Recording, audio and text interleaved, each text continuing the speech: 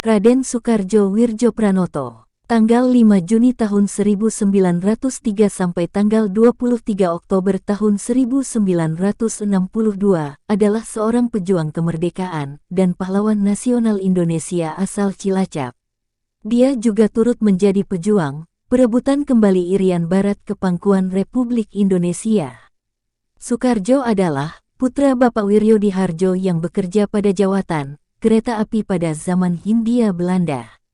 Ibunya berasal dari Purwokerto, keturunan seorang alim ulama bernama Kiai Asmadi.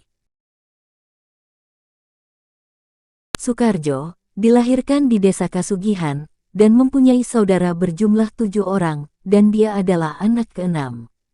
Ketika Soekardjo berumur 3 tahun, ayahnya meninggal dunia, sehingga dia dan saudara-saudaranya dibesarkan oleh Ibu Wiryodihardjo. Dan pada masa sekolah, Soekardjo menempuh pendidikannya di ELS atau Sekolah Dasar Zaman Hindia Belanda. Pada tahun 1917, Soekardjo lulus dari ELS. Setelah itu, dia melanjutkan pendidikannya di Sekolah Hukum atau Rekatshul di Jakarta.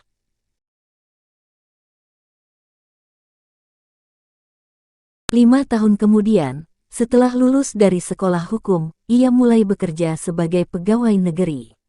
Awalnya, ia bekerja di Pengadilan Negeri Purwokerto. Ketika tahun 1962, Soekardjo dipindahkan ke Magelang. Tidak lama setelah ditempatkan di Magelang, Soekardjo dipindahkan ke Lumajang. Ketika Soekardjo berada di Lumajang, terjadilah pemberontakan PKI pada tahun 1926 per 1927. Soekardjo menjadi salah satu pemuda yang paling berani karena dia mendatangi rumah seorang dokter bernama karena putra dari Dr. Muhammad Sunaryo ikut ditangkap dan dibuang ke Digul karena dianggap terlibat pemberontakan PKI. Oleh sebab itulah, banyak orang yang tidak berani mendatangi rumahnya, kecuali Soekardjo. Soekardjo mendatangi rumah Dr. Muhammad bersama istrinya Umaryani untuk berkenalan dan menenangkan Dr. Muhammad yang sedang terpukul karena kejadian tersebut. Perbuatan Soekardjo pada zaman ini dapat dikatakan membahayakan dirinya, namun dia merupakan sosok seorang yang bijaksana. Soekardjo pun tertarik terhadap pergerakan nasional, sehingga dia menjadi anggota dari Jong Java. Soekardjo yang menyadari bahwa menjadi pegawai negeri, artinya dia hanya bekerja untuk kepentingan pemerintah kolonial. Dan akhirnya, Soekardjo mendirikan kantor pengacaranya sendiri yang bernama Wisinu. Tujuannya adalah untuk menegakkan kebenaran dan untuk melindungi rakyat yang lemah. Berkat keaktifannya di dalam dunia hukum dan politik, Soekardjo pun tergabung dalam organisasi Budi Utomo dan dipercaya menjadi ketua cabang Malang. Dan selama bergabung di organisasi Budi Utomo, Soekardjo berusaha keras untuk mempertebal rasa kebangsaan dan harga diri bangsa. Pada tahun 1937, Soekardjo diangkat menjadi anggota Volksraad sebagai wakil Budi Utomo. Dia tergabung sebagai anggota fraksi nasional di bawah pimpinan M.H. Tamrin bersama R.P. Suroso dan Otto Iskandardinata.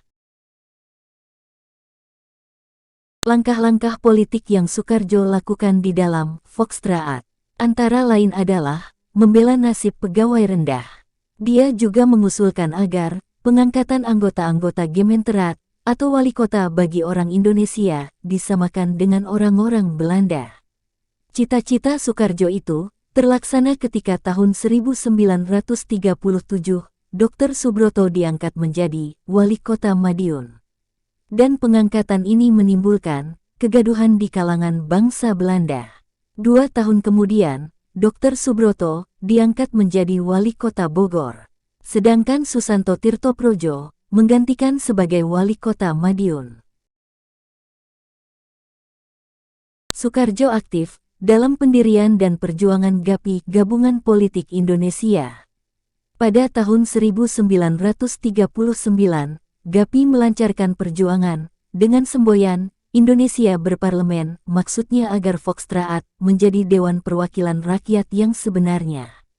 Soekarjo Wiryopranoto diangkat menjadi anggota Badan Penyelidik Usaha-Usaha Persiapan Kemerdekaan Indonesia atau BPUPKI pada tahun 1943. Dia diangkat menjadi Ketua Mudah Jawa, Sinbunkai, yaitu Perserikatan Surat Kabar di Jawa. Sebelum agresi militer 2 Desember tahun 1948, Soekarjo Wiryopranoto ditangkap Belanda di Jakarta dan diusir serta dikirim ke Yogyakarta karena majalah Mimbar Indonesia yang dianggap berbahaya bagi politik Belanda. Sesudah majalah tersebut diizinkan terbit kembali pada bulan Februari tahun 1949, dia kembali ke Jakarta. Setelah proklamasi kemerdekaan Indonesia, Soekarjo Wiryopranoto diangkat sebagai juru bicara negara dalam Kabinet Syahrir. Setelah terbentuknya Negara Kesatuan Republik Indonesia, yaitu pada tahun 1950, ia diangkat menjadi Duta Besar Republik Indonesia di Vatikan. Dan merangkap sebagai Duta Besar Luar Negeri Republik Indonesia, dan berkuasa penuh pada pemerintah Italia.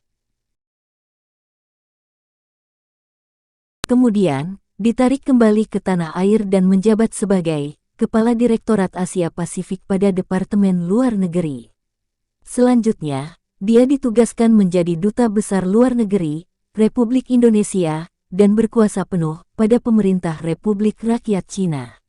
Dan merangkap sebagai Kepala Perwakilan Diplomatik pada pemerintah Rakyat Mongolia. 4 tahun kemudian, pada tahun 1960, Soekarjo diangkat menjadi Wakil Tetap Republik Indonesia di PBB. Selama menjabat di PBB, dia sibuk memperjuangkan pengembalian Irian Barat ke pangkuan Ibu Pertiwi. Ketika bangsa Indonesia berhasil memasukkan Irian Barat ke pangkuan Ibu Pertiwi, Soekarjo Wiryopranoto meninggal pada tanggal 23 Oktober tahun 1962 di New York. Kemudian jenazahnya dikebumikan di Taman Makam Pahlawan, Kalibata, Jakarta. Pada tanggal 29 Oktober tahun 1962, berdasarkan Surat Keputusan Presiden Nomor 342 Tahun 1962, Soekarjo dianugerahi gelar Tokoh Nasional atau Pahlawan Nasional Kemerdekaan.